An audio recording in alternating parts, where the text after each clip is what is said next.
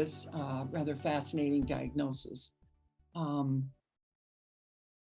sure how to advance the screen. How do I go to the next one?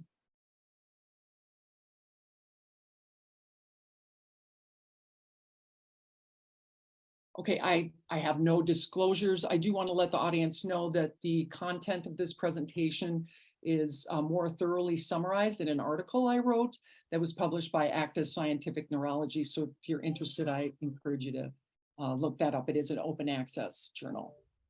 And so where's the next slide?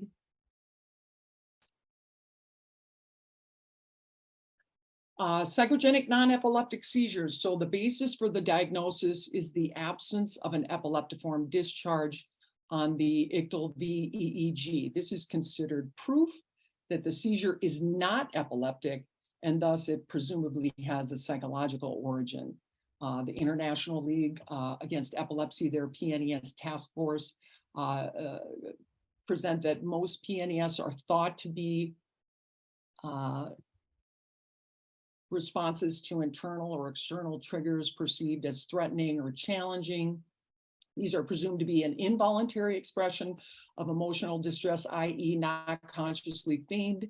This is a rule-in diagnosis that is confirmed by the ictal VEEG, and there's a high incidence of this, of seizures being labeled PNES coming out of epilepsy monitoring units. And can we get a next stream?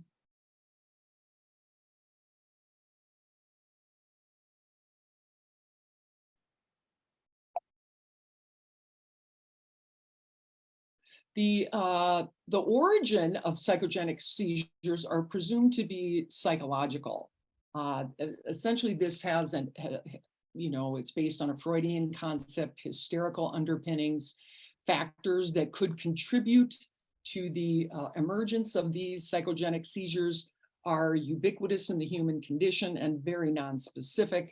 So experts say it could be insecure attachment, could be an intellectual disability, could be family dysfunction, or even things as minor as a frustrating situation can be considered the cause of a psychogenic seizure disorder.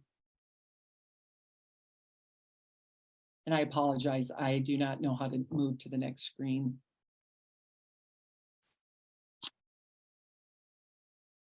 Since it has a psychological origin, experts tell us that psychotherapy is the cornerstone of treatment for this condition.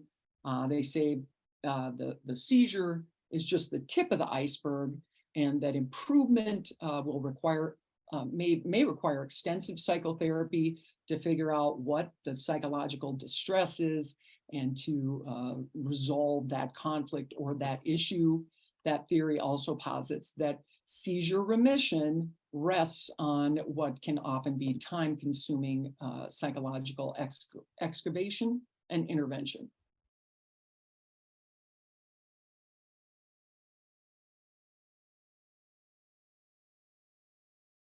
There is an extensive body of literature on patients with seizures labeled PNES. We have decades of this, but the definitive diagnosis, it does not address whether the diagnostic entity is valid or not. This diagnosis has already been established by the ictal scalp EEG test result. So the PNES diagnostic entity is presented as fact in the literature, but in truth, it represents but one hypothesis that might explain a negative scalp EEG finding. Next slide.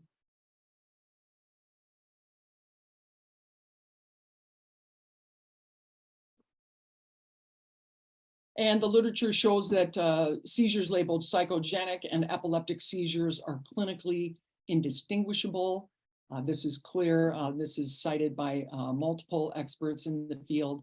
The most striking lesson from the VEEG is how often PNES has been misdiagnosed as epilepsy. Psychogenic seizures and epileptic seizures can look identical even in the same patient. So the takeaway from this is the top differential diagnosis for psychogenic seizures is epilepsy.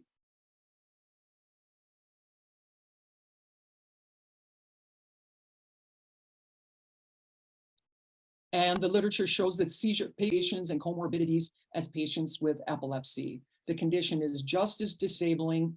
The outcome is generally poor, and inexplicably, the two conditions often go together. There's a high comorbidity rate of patients with seizures labeled PNES who also have epilepsy.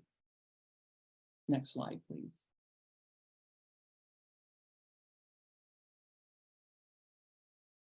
The diagnostic gold standard, that's what it's called, is the scalp EEG electrode. This test result distinguishes seizures that will be labeled PNES from seizures that will be labeled epileptic seizures. The experts tell us that this gold standard definitively diagnoses psychogenic seizures. Members of the International League Against Epilepsy, their PNES task force, assert that there's no symptom or sign that has diagnostic value. And though the seizure semiology of psychogenic seizures versus epileptic seizures, that gets a lot of attention, the seizure semiology plays a non-essential diagnostic role, and the test result is dictated by the scalp EEG electrode.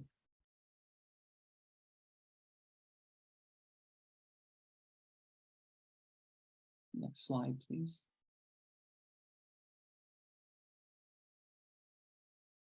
So the gold standard, can we go back?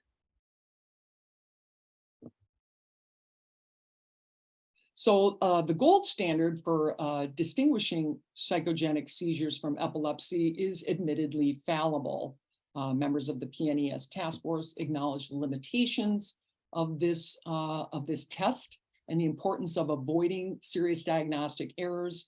Not all epileptic seizures will show a scalp EEG discharge when the seizure is deep or buried cortex or just few electrodes are involved. And in fact, scalp monitoring may fail to capture many seizures. And certainly frontal lobe seizures have a reputation for not registering on scalp electrodes. I do have more citations to support how often epileptic seizures do not register on the scalp electrode in my article that I mentioned earlier. Still, the test is used as a gold standard, which means this fallible gold standard is used as a litmus test. So that's obviously a diagnostic problem that has not been addressed. Next slide, please.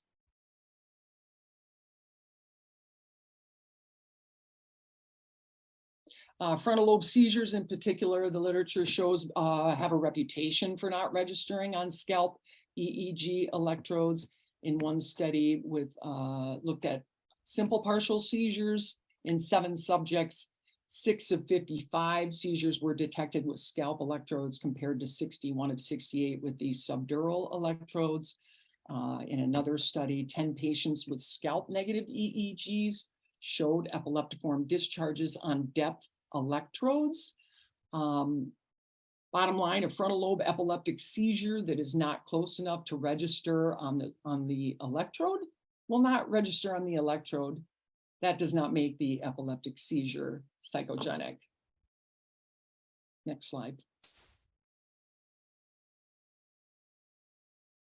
So members of the International League Against Epilepsy, their PNES task force, have addressed the difficulty, the challenges of differentiating psychogenic seizures from frontal lobe seizures.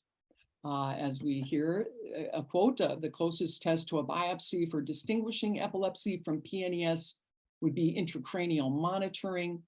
But the use of these, this intracranial electrode placement outweighs the use in patients with a suspicion of PNES.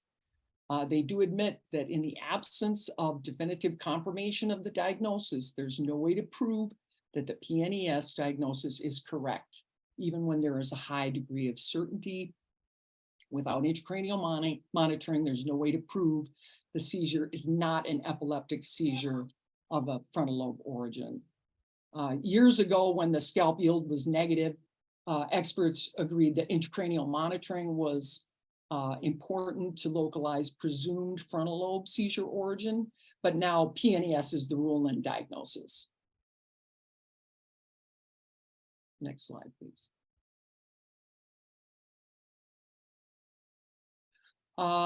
For many years, patients with seizures labeled PNES were told they were lucky they didn't have epilepsy. They don't, there's no brain damage in this condition, but that turned out to not be true.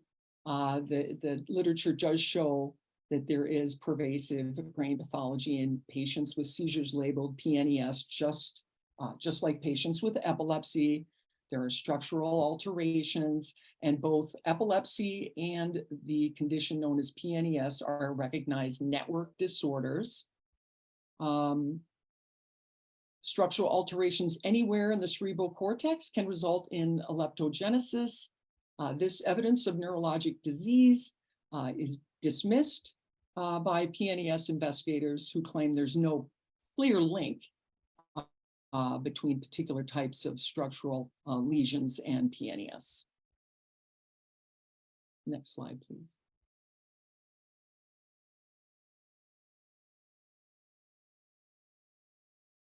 The research shows that patients with seizures subsequently labeled psychogenic were treated, many have been treated with anti-epileptic drugs. In this study, 22 of 47 patients later diagnosed with PNES showed complete or partial remission of their seizures on anti-epileptic medication. And in fact, a favorable response to anti-epileptic drugs supports a diagnosis of epilepsy. And certainly this response to anti-epileptic drugs in patients who are later diagnosed with PNES could explain why there is such a delay in receiving the PNES diagnosis. Literature shows 7 to 10 years delay. Very interesting data that came out in 2020, a very good study retrospectively from 3 monitoring units in Australia. Patients with seizures labeled PNES had the same, pretty much the exact same mortality rate, high mortality rate as patients with drug-resistant epilepsy. 24% of these patients who were considered to have PNES, in their charts, they died of epilepsy. Others were suicides and accidental poisonings, very similar to the reasons for death in the epilepsy population. And so the PNES investigators can't really explain why patients with seizures labeled psychogenic would die at the same rate as drug-resistant epilepsy patients. Next slide, please.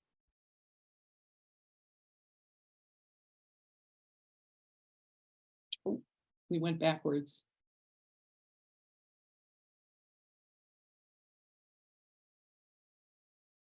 Can we go next slide? I apologize to the audience for not being able to. Oh, here we go. Okay, so seizures labeled psychogenic have been eliminated and induced by epilepsy surgery. So in one study, 9 of 13 patients with psychogenic seizures and comorbid epilepsy, they just stopped having PNES. And several of them, I can't see that, but several of them also, their epileptic seizures and their psychogenic seizures remitted after epilepsy surgery. So why would that happen? The psychogenic theory cannot account for this data. Next slide, please.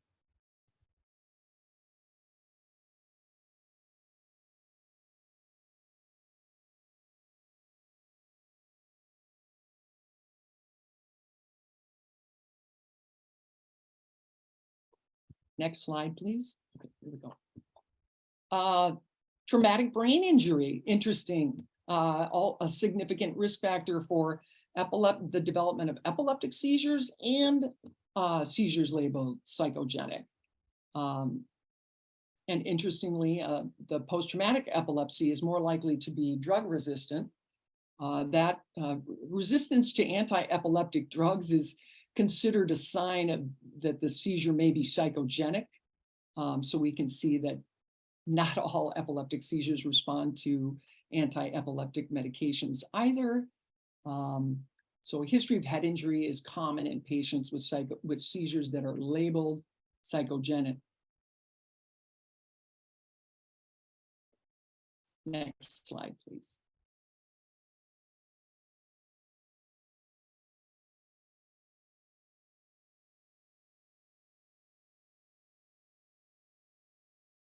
Another interesting parallel, epileptic seizures come and go or persist with or without intervention.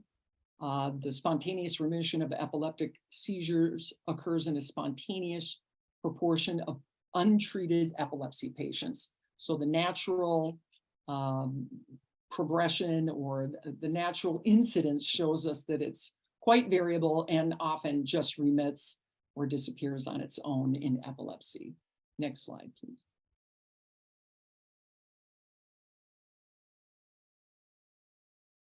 And so we look at the course of epilepsy. 2 to 3 plus patients will enter long-term remission.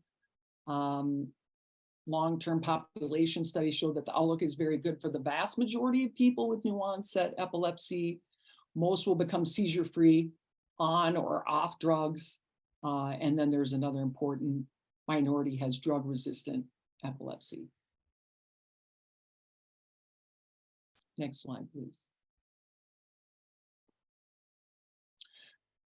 And there it is. We've got spontaneous remission of seizures labeled PNES is well documented. So several retrospective studies show that about a third of patients diagnosed with PNES report cessation of seizures when they're asked a few months down the line with no further intervention. So the natural history of seizures labeled psychogenic looks very similar to the natural history of seizures labeled epileptic. Next slide, please. So the spontaneous remission of psychogenic seizures, this is not consistent with the theory promoted by investigators that seizure remission is going to rest on likely intensive psychotherapy. And this data is out there, and the investigators do not and cannot account for this clear empirical finding and remarkable parallel with patients with epilepsy. Next slide. Seizure alert trained dogs have reliably alerted to seizures labeled psychogenic and epileptic seizures. Of course, these are anecdotal studies, case studies, which is how all evidence starts. But there are people who have had dogs, and their trained dogs have reliably alerted them to their psychogenic seizures, and that's clearly been reported in patients with epilepsy as well. An interesting study from 2019 showed that seizure-trained dogs basically are smelling an epileptic odor. They're reacting to an odor, and that's why that's how they're alerting their owners as to upcoming seizures. They're smelling something epileptic. Next slide, please. Next slide. The CODES trial was the biggest study to date on the impact of psychotherapy on the reduction of seizures labeled psychogenic, and there was no statistically significant advantage of cognitive behavioral therapy over standardized medical care. And the members of the PNES task force who were behind this study said that perhaps maybe the reduction of seizures labeled PNES should not be a primary outcome, which is kind of bizarre, since that's the issue that people are seeking help for, is ongoing seizures that are really impacting the quality of their life. So the theory says if they need psychotherapy, there's no data to support that psychotherapy will reduce these seizures. Next slide.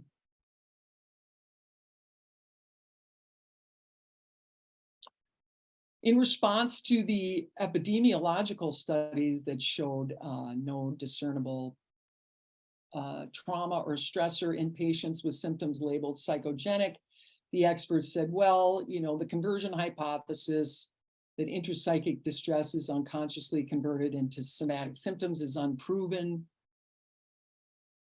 So this is another presumption that was debunked by the data. They're saying that you're going to find a trauma in these people. You're going to find an obvious psychological source for their psychogenic seizures.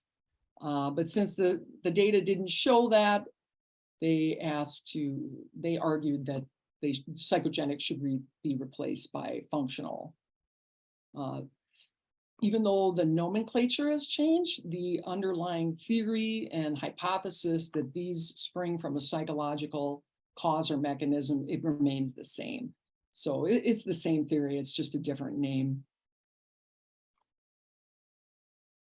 Next slide, please.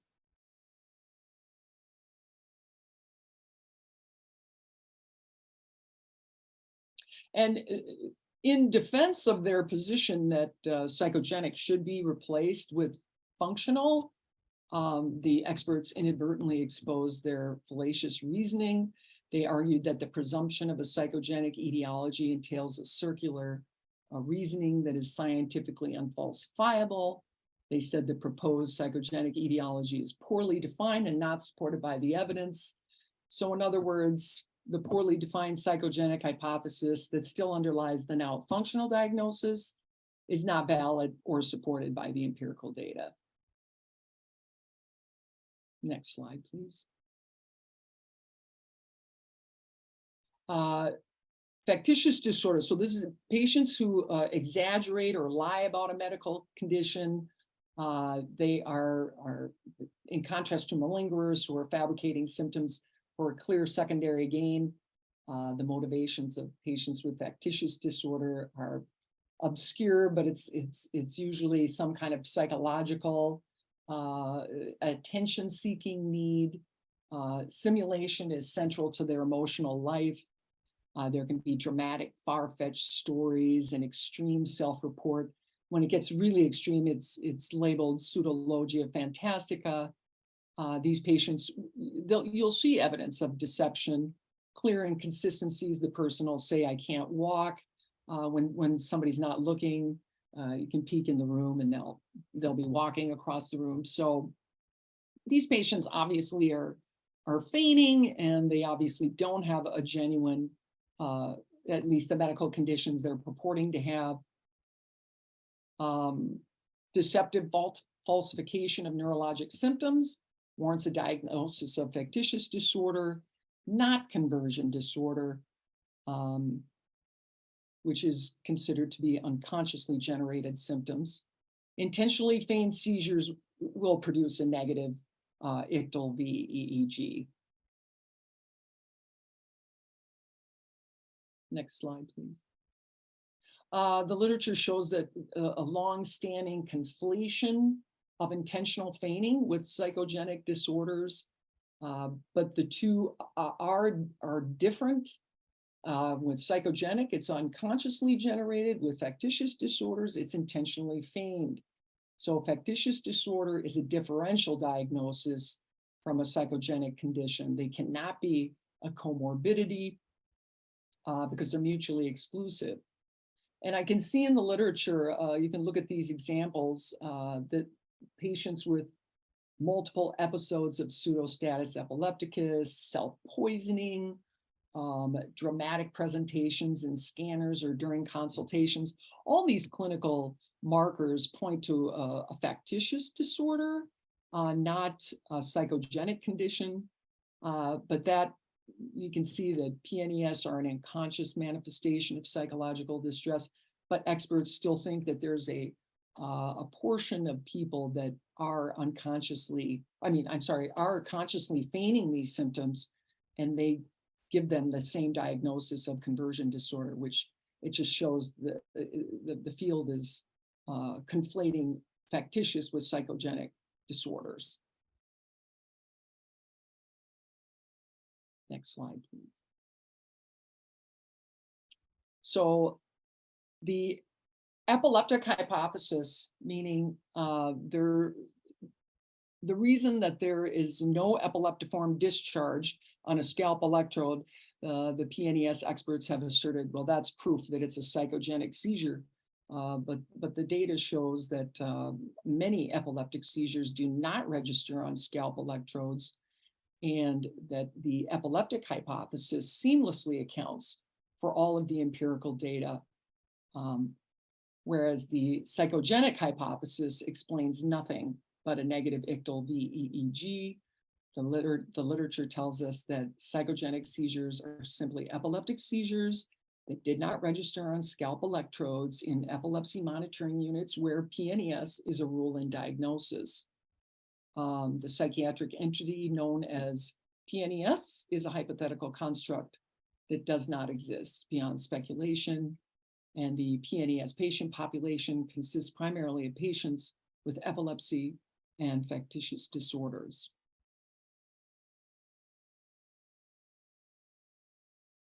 And I think the amazing data that's come out on the elevated mortality rate, the same high mortality rate of patients with PNES with patients with drug-resistant epilepsy is critical. This is something that the PNES investigators have said, this is a wake-up call, and that this should change the approach to these patients. They are not less important than epilepsy per PNES investigators. And now the benefits of intracranial monitoring clearly outweigh the risks in patients with seizures who have been labeled psychogenic. I think that's the takeaway from that data, is that these same investigations and interventions should be made available to patients with seizures labeled psychogenic. And thank you. I apologize for my lack of IT skill. I do have other articles you can see in the materials. If you're interested, just email me and I can send those to you. Thank you.